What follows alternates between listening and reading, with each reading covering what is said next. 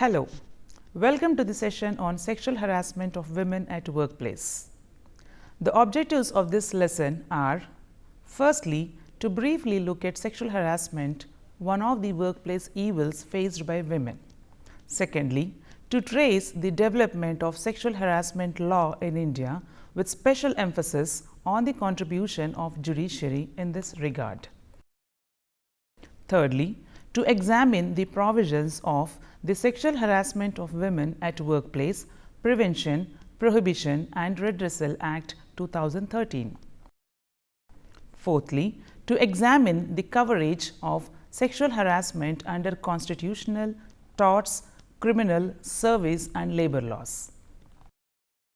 Lastly, to suggest measures on improving the grievance redressal system available to the sexual harassment victims. In today's era, woman is marking her presence everywhere, at home and at work. The number of women entering the workforce is exponentially increasing. Hence, there is a pressing need for the rights of women to be recognized, respected and protected, particularly at the workplace. Woman has to endure the unsafe working conditions, job insecurity, sexual harassment, gender discrimination, etc. at the workplace. Of these, sexual harassment was not much discussed earlier, but was not rare and could be found at every level of workplaces. Most incidents are not reported for fear of losing jobs and career that go with it, or the social stigma pinned by society on the victims. In the absence of legal framework addressing it, earlier the victims had to choose job option when faced between choosing job and their self-esteem. What is sexual harassment? Sexual harassment is an unwelcome or unwanted behavior of sexual nature that is offensive, embarrassing, intimidating or humiliating to the recipient. It may be seen in many forms like request for sexual favors, stalking, physical touching, comments, etc. A woman may be sexually harassed in any place, in the workplace, educational institutions, hospitals, marketplace, shops, elevators, public transport and so on. Such conduct at workplace affects the woman physiologically, psychologically, economically and emotionally. If such conduct or behavior is not nipped in the bud and condemned loud and clear, in time such behavior may lead to more violent expressions of sexual violence against women. Here arises the need for law to step in and protect women in employment. Historically, due to the rarity, sexual harassment at workplace was not really covered by a specific law. It was clubbed with other items under general heads of criminal law or civil law with no specific remedy. Hence, women organizations were consistently highlighting the absence of law addressing this. It was recognized only recently in 1997 as a violation of fundamental rights of women for the first time by the Supreme Court in Vishaka versus State of Rajasthan, in which the Supreme Court framed certain guidelines addressing sexual harassment at workplace. The judiciary kept up the progressive approach in many subsequent cases like Apparel Export Promotion Council versus A.K. Chopra and Medha Kotwal versus Union of India. A few unsuccessful attempts were made to bring in a legislation in 2007 and 2010, but it was only after the Nirbhaya incident and after nearly 16 years after Vishaka that a specific legislation addressing it was enacted, reflecting the spirit and building on Vishaka. Simultaneously, the Criminal Law Amendment Act of 2013 broadened the definition of rape and also increased the quantum of punishment for several sexual offences and created a new offence of sexual harassment under Section 354A of IPC. important parallel amendments have also been made to the procedural laws and evidence law, thus seeking to address the issue. In the due course of time, the employment law also has been amended to facilitate effective implementation of the sexual harassment law contained in civil and criminal laws. An incident of sexual harassment violates various rights of the affected women. Hence, let's now examine the various avenues available to sexual harassment victims under the civil, constitutional, criminal, service and labor laws. Let's first start with specific enactment on the subject. Sexual Harassment of Women at Workplace Prevention, Prohibition and Redressal Act 2013. India's first legislation targeting the subject area was enacted in 2013 and is titled the Sexual Harassment of Women at Workplace Prevention, Prohibition and Redressal Act 2013. The Act was brought into force on 9th December 2013 and rules thereunder were notified simultaneously. The statute prohibits sexual harassment of women at workplace and seeks to create a redressal mechanism to handle such complaints. Though there may be cases where men face harassment, women are the most likely victims of this problem of sexual harassment. Acknowledging this, the statute protects only women. The redressal system under the Act can be invoked only when the alleged conduct is sexual harassment that is faced by a woman at a workplace within the prescribed time limit. Hence, it becomes important to understand a few definitions under the Act to know the coverage of the Act. What amounts to sexual harassment under the Act? The answer lies in the definition and illustrations provided in Section 2, Clause N and Section 3, Subsection 2 of the Act.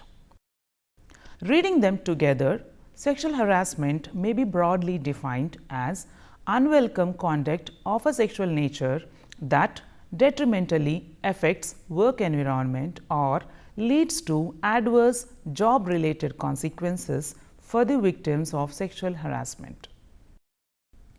Any sexually harassing conduct may be majorly characterized with either a quid pro quo harassment or hostile work environment harassment. The key elements of quid pro quo harassment are a demand for a sexual favor and the threat of adverse job consequences if the demand is refused. Hostile work environment harassment consists of conduct that renders the workplace environment offensive or derogatory to the victim. In any event, sexual harassment at the workplace, whether quid pro quo or not, creates a hostile work environment. In determining whether a particular conduct is sexual in nature, the perception of the women is important, but not the intention of the harasser. While the term workplace gives a wide reach to the Act, the term aggrieved women curtails the applicability of the Act. The definition of workplace is wide enough to meet the existing and future advances in work, including any place visited by the employed person in the course of employment, including transportation. The term aggrieved women includes a domestic worker, but ignores the need to extend the same to women working in rural areas, the unorganized workers and self-employed women, and excludes them from availing of the benefits under the Act. The redressal system can be invoked only if her claim is against a respondent who is employed by the organization. In cases where she is subjected to sexual harassment at workplace by a person who is not an employee of her organization, there is no remedy under the Act, and she may have to go for cumbersome criminal action, etc.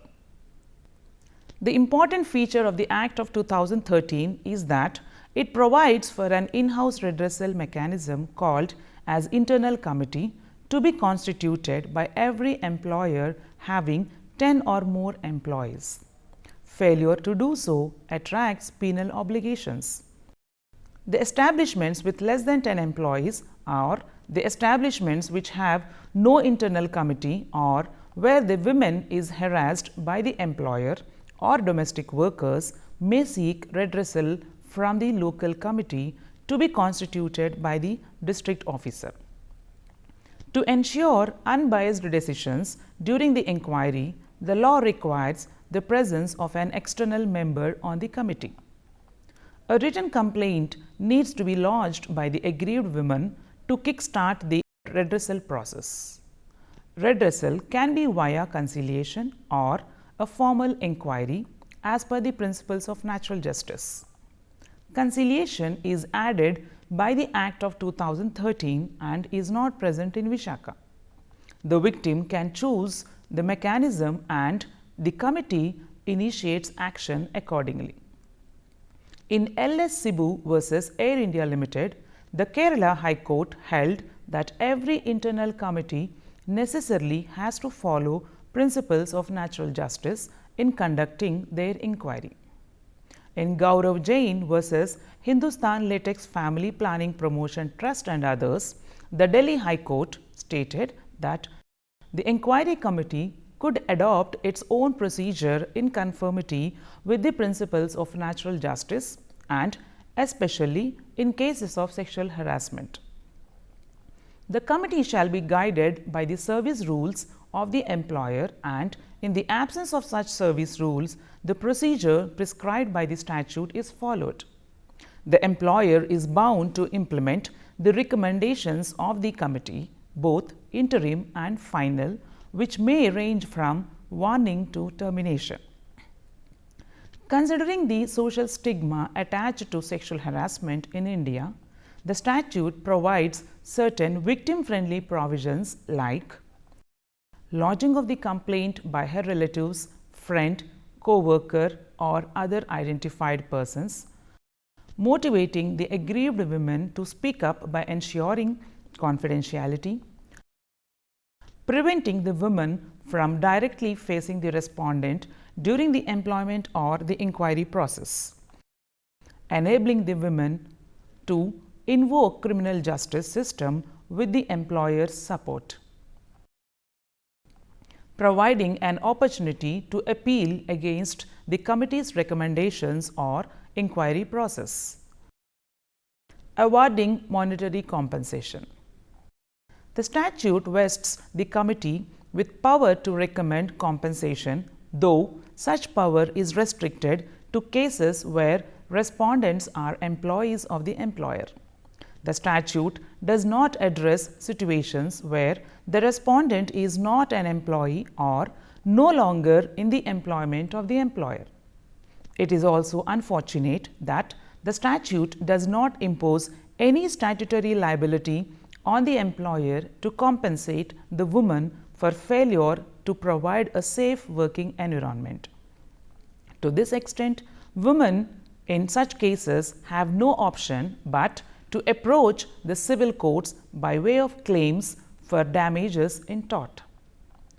It is a matter of even great concern that the statute penalizes the complainant in the event of a false or malicious complaint, though it clarifies that mere inability to substantiate the complaint will not attract action against the complainant.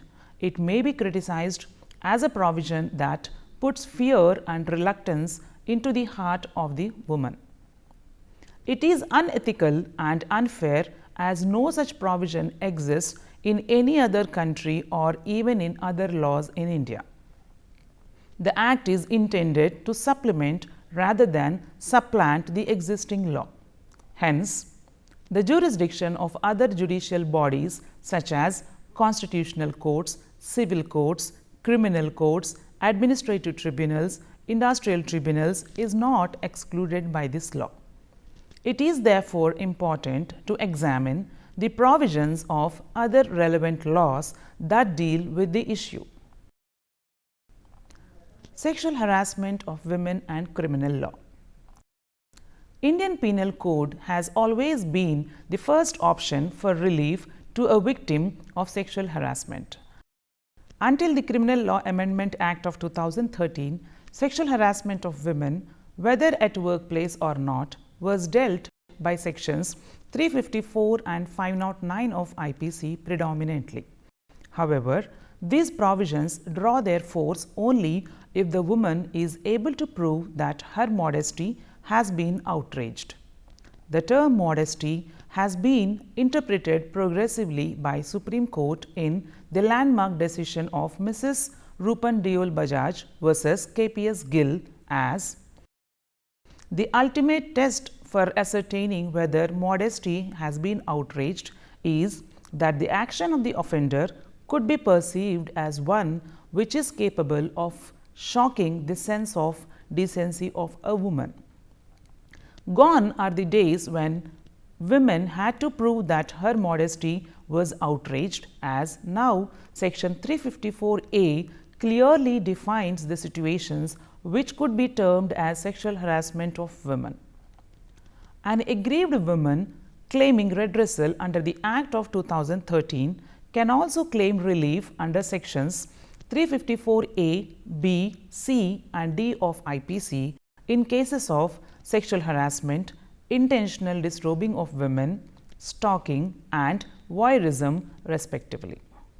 Section 354A defines the term sexual harassment drawing from the spirit of Vishaka. Unlike the Act of 2013 that envisages an offence committed on a woman at workplace by man or woman, section 354A only addresses offences committed by a man against a woman. Secondly, the behavior must be unwelcome to the woman concerned, and thirdly, the alleged behavior should have sexual content in it. Absence of the word workplace in the section 354A makes it broader than the Act of 2013 and includes any sexual harassment claim whether committed in public, at home or at work.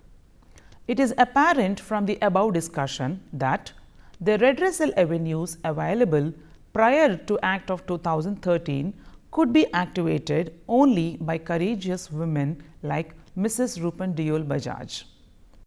Today, aggrieved women may not have much difficulty in activating the criminal justice system by virtue of section 166A clause C of IPC, which punishes a police officer if he refuses to register a FIR when he is informed of the commission of a sexual offence. Sexual harassment of women and civil law. Sexual harassment may sometimes result in certain torts like mental pain, distress, defamation, invasion of privacy, etc. of the woman. It may sometimes involve trespass to person by way of sexual assault or battery. While a few of these are remedied by punishment of the harasser, the victim is rarely compensated. Therefore, the victim may choose to sue the harasser in tort in addition to action under criminal law and statutory law. Despite the fact that tort action is rare in India, a victim seeking monetary compensation or damages may seek to sue the harasser in tort. Though Vishaka did not deal with the question of compensation to the victim, in subsequent cases, the courts have granted damages to sexual harassment victims, as in Bodhisattva Gautam versus Subra Chakravarti and State of Rajasthan versus Vidyavati. A word of caution may be noted by the complainants that the accused may bring a defamation suit against her malicious prosecution if the suit fails. Thus, choosing to go with tort action has both advantages and disadvantages. Additionally, the employer may be sued for breach of contract in situations where the employer himself is the harasser, or if the employer has failed to provide a safe working environment to the woman employee. The aggrieved women may also consider filing a suit for vicarious liability against the employer for sexual harassment done by another employee of the organization. However, the employer may escape from this liability if he proves that he has taken adequate measures to prevent sexual harassment at his workplace. Sexual harassment of women and constitutional law. The Indian Constitution guarantees fundamental right to work that encompasses the right to work free from any form of sexual harassment. Even before the international instruments like CEDAW and ILO sought to guarantee women's dignity, the Indian Constitution prohibited gender discrimination. The constitutional principles have been the backbone of the sexual harassment jurisprudence in the country. Sexual harassment results in the violation of the fundamental rights of the woman under Articles 14, 15, 19 and 21 of the Constitution. The directive principles of state policy contained in Articles 38, 39, 41 and 42 seek to empower women and protect them from issues like sexual harassment at workplace and expand the scope of fundamental rights of women. Article 51A, Clause E of the Fundamental Duties charge citizens with the duty to renounce practices derogatory to the dignity of women. The victims of sexual harassment may also examine the remedy of writs under Articles 32 and 226 by showing that the acts of sexual harassment have violated her fundamental rights. The constitutional courts may award damages against the wrongdoer for the breach of his or her public duty in addition to the compensating the victim for her loss or injury. Under Article 227, any person aggrieved by the decision of the statutory appellate authority under the 2013 Act can approach their respective High Court for redressal. Sexual harassment at workplace and labor law. Initially, the employment law of the country did not provide for any specific remedy for victims of sexual harassment at workplace. Post Vishaka, the model standing orders framed under the Industrial Employment Standing Orders Act 1946 were amended in 1999 to include sexual harassment of women at workplace as a misconduct to enable the employer to take disciplinary action against a workman indulging in sexual harassment of women at workplace. They were subsequently amended again in 2006 to comply with the Supreme Court orders in Medha Kotwal case, whereunder the Complaints Committee would be treated as an inquiry authority that may be constituted under the standing orders, thereby saving the aggrieved women from deposing more than once. In the absence of service rules, the employer needs to take action under the 2013 Act. In cases of sexual harassment at workplace, it is a common practice for employers to take retaliatory measures against the complaining employee. For instance, in D.S. Gravel versus Vimmi Joshi, a school teacher who complained of sexual harassment against the vice chairman of the school was terminated from service. Section 11A of the Industrial Disputes Act of 1947 empowers the industrial adjudicator to re-examine such actions of the employer. In Saudi Arabian Airlines versus Shehnaz, the court recognized that dismissal of a woman worker following a sexual harassment complaint was an unfair labor practice and illegal, and reinstated the woman into service. Hence, such victimized woman worker may raise an industrial dispute under the Industrial Disputes Act 1947 to prevent and counter such victimization. Owing to the silence of the Act of 2013 on retaliation or victimization, this remains the only option to the victimized woman. The Act of 1947 serves as an alternative even in cases where the aggrieved woman loses her right to remedy before the internal committee due to expiry of the limitation period of 3 months. Sexual harassment at workplace and service law. Analogous to the employment law, initially the service law also did not have any specific provision to combat workplace sexual harassment. It was only after Vishaka that the Central Civil Services Conduct Rules 1964 and Central Civil Services Classification Control Appeal Rules 1965 were amended to recognize workplace sexual harassment as a misconduct.